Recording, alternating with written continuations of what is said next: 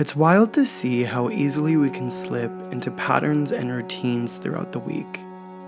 We wake up, scroll through our phone, hop in the shower, rush through a day of work, only to come home and watch a new series while staring at our phone aimlessly scrolling. We then hop in bed only to repeat it all again tomorrow, and the day after, and the day after, and so on. These habits over time become patterns, and after a while they actually define a portion of your personality. I find that when I'm stressed or overwhelmed, I often resort back to these patterns that I've simply tried to outgrow for so many years. For me, establishing a reset day allows my mind and body to reduce some of that stress and actively prepare for the week ahead with slowness and intention. A Sunday reset is all about embracing those extremely small moments that often get lost during a busy week. Here's what some of those moments look like for me. Light. Lighting is one of the most overlooked elements in your environment, but it really plays a major part in the mood of a space. On Sunday, I dedicate a majority of my time to soaking in these beautiful rays of light for as long as possible. These intimate moments with the sun are so easily missed when your week is filled with tasks that pull you to a digital screen. But on Sundays, we take advantage of all the dancing light we can get and we bask in it.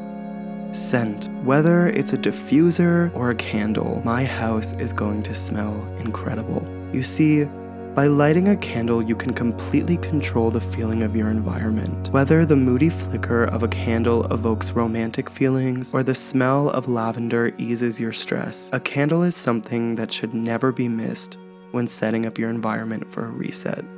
Taste. Throughout our day-to-day lives, we often function in survival mode. Now, hear me. This means that we've become so comfortable with stress that we integrate it into our routines. We couldn't even think of a life without stress. For me, this usually looks like rushing through meals or simply forgetting to eat and even substituting a meal for coffee, which somehow at the time always seems logical. My relationship with food has always been a little challenging, but through living a much slower life and taking advantage of my rest days, I've found a lot of beauty in actually preparing your own food and having a moment to really enjoy it. So take today to set up a little restaurant for yourself. Get out the fancy linens, set the table, and create a moment of gratitude for the food your body needs. After all, a Sunday reset is all about listening to what your body and mind need to be balanced and refueled.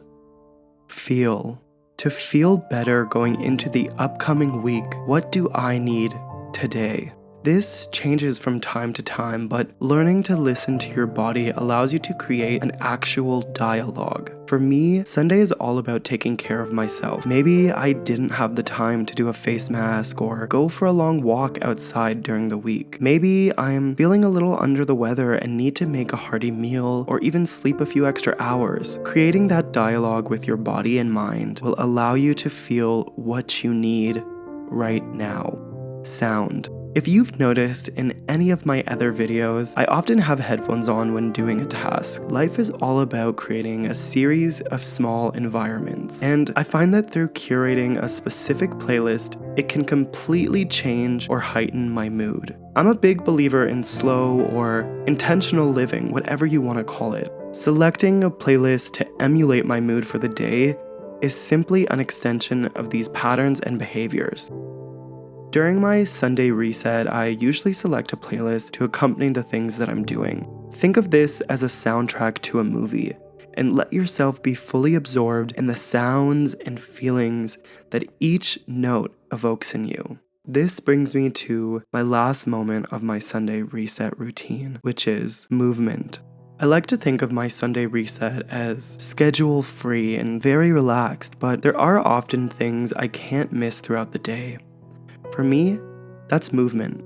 Whether through yoga, a hike, or even a mini dance party, I find that moving my body will almost always make me more happy than I was before. And that's why it's such an important part of my reset routine. On these days, I like to take advantage of the time I have and go on an adventure that I wouldn't be able to during the week. I'll often be accompanied by friends or family, but I also think it's really important to find confidence and joy in experiencing things on your own.